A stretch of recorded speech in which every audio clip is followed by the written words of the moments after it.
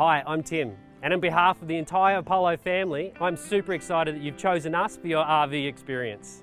I'm about to share with you all the tips and tricks on operating your RV.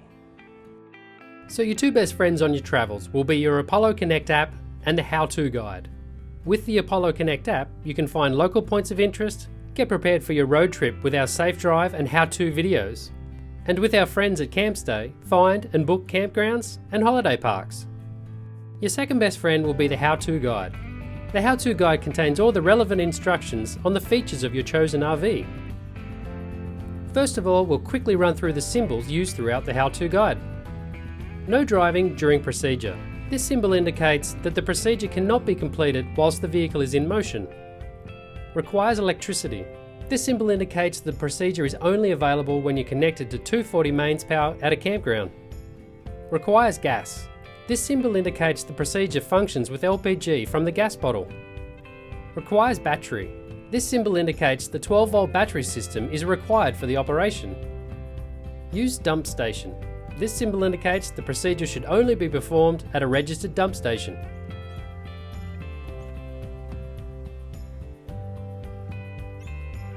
You've got a bunch of keys with your full berth. A vehicle remote, you've got a compartment key and a fresh water key. Main door keys, the smaller round one is for the door lock and the larger square one is the deadbolt. We recommend you just use the deadbolt to lock the door.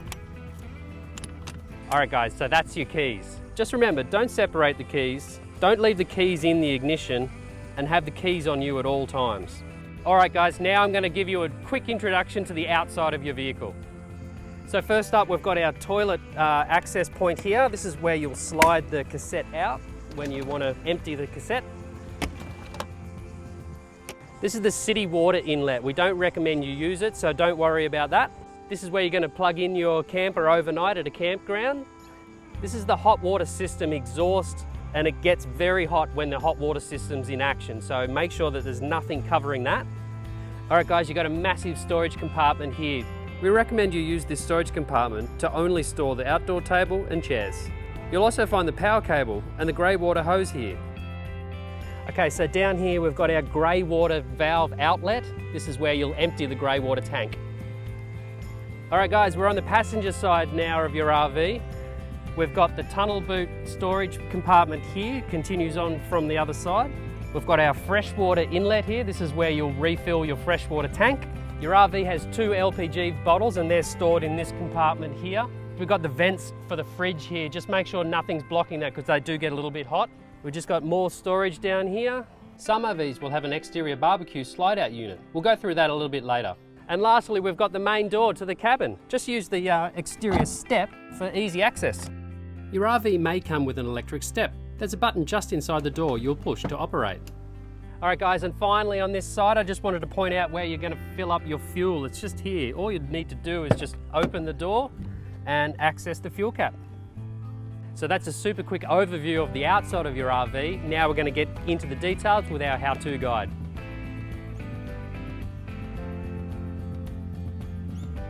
Alright guys, connecting your RV to the campground power. First you'll need your extension lead, which will be back here. Insert this into our RV, just making sure that you get a really nice connection with the large earth pin at the bottom. Insert the lead into the campsite and turn on.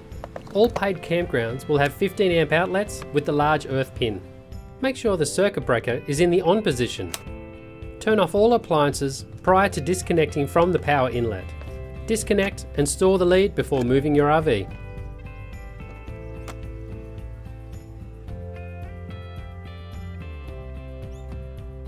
The grey water is water collected from the shower and the sink. Check the level of the grey water tank regularly by pushing the test button. Once full, or every 2 days, you'll need to empty the tank. Retrieve the grey water hose from the compartment and connect to the grey water outlet. Close the 2 locking pins for a firm connection. When the other end is in the dump point, open the valve. If you're planning to stay at the campground for an extended period, you can just leave the grey water hose connected with the valve open.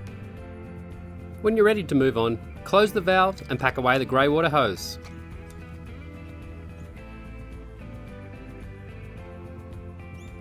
Your RV has a fresh water tank that supplies water to the shower, toilet and sink. We don't recommend you drink this water.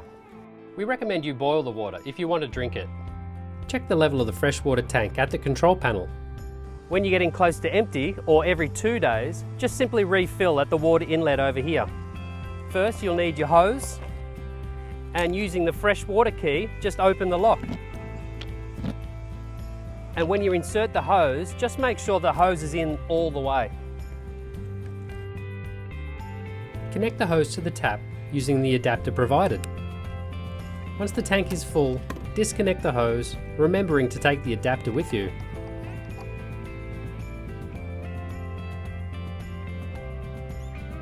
The RV comes with 2 gas bottles that supply LPG to the stove, oven, 3-way fridge and hot water system. The vehicle must be on level ground for the system to work. When you need LPG, just remember to turn the valve on all the way. Once you've finished cooking or heating water, just make sure you turn the gas off at the bottle.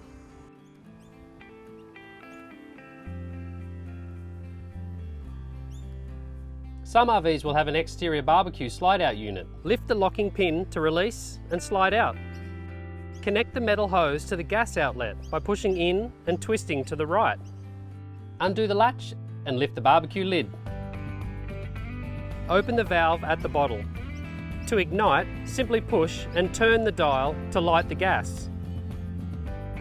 After cooking is finished, allow time for the barbecue to cool down before cleaning it and sliding back into position, making sure the locking pin is back in.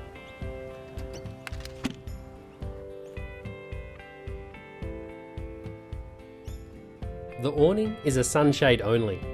It's not to be used in windy or rainy conditions. To operate, firstly get the awning winder arm from the rear compartment. Insert the winder arm and turn until you can reach the awning. Release the leg by pulling it toward the knuckle, swinging it around and twist 90 degrees, enabling you to tilt the leg down toward the catches on the RV.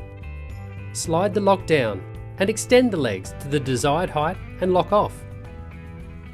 And of course, pack up the awning before you move the vehicle.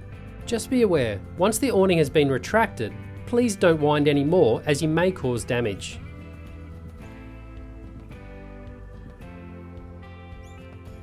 The TV operates on 12-volt system and 240-volt mains power when connected. Switch on at the control panel. The switch will either be labelled TV or media, and use the remote to turn the TV on. Always perform a channel search at each new location. Raise the aerial for a stronger reception. Please be aware reception strength will vary depending on where you travel to. And always remember to lower the aerial before departing.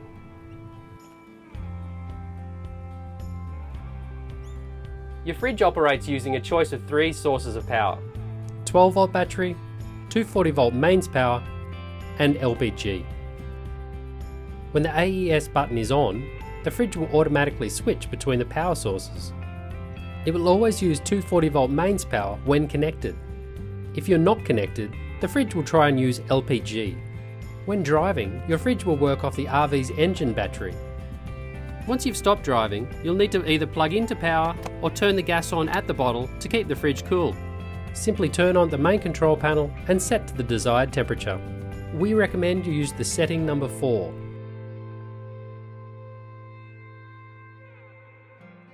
The lights will work off the 12-volt system, but just remember to turn them off when you're not using them or you will drain the battery. Simply turn on and off at the main control panel and also at each individual light.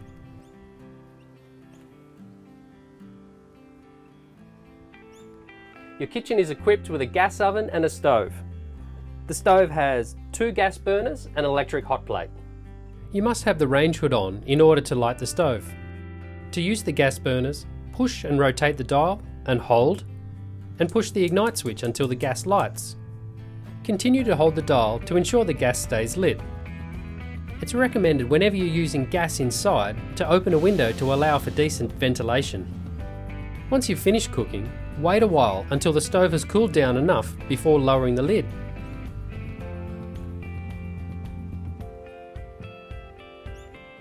Your RV has a hot water system that is powered by the LPG and ignited with the 12-volt system. This provides hot water to the shower and the tap at the sink. To start the process, turn on the LPG at the bottle.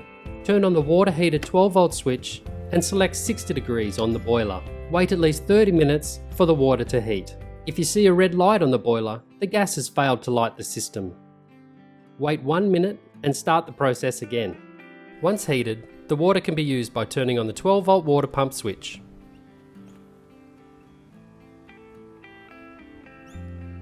The air conditioner will only work when the RV is connected to mains power. Once connected, use the remote to turn on. Very importantly, turn off the aircon unit with the remote before disconnecting from mains power, otherwise you could blow a fuse.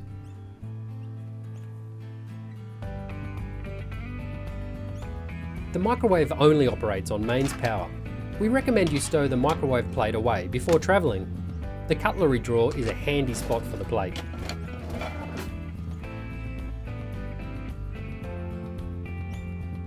The power points allow you to use your 240-volt appliances. These only work when connected to mains power at a campground. The toilet in your RV uses water from the freshwater tank and the 12-volt system to flush. Turn on the toilet and water pump switches before using the toilet. Open the toilet lever. Press the button to flush. Once finished, close the lever.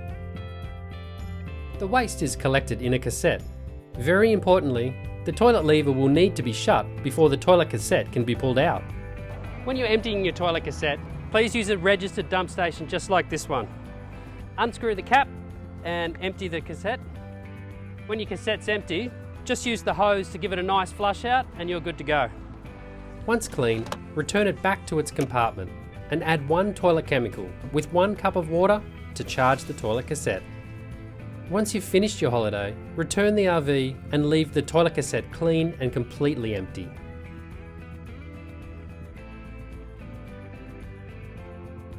The spacious overcab bed accommodates 2 adults. For safe, easy access, you'll use the ladder provided. Please be aware the ladder has a weight limit of 100 kilograms. Make sure the ladder is securely attached here before putting your weight on it. Under the mattress, you'll find a cargo net that you can clip to the roof. It's to be used to store luggage when travelling only.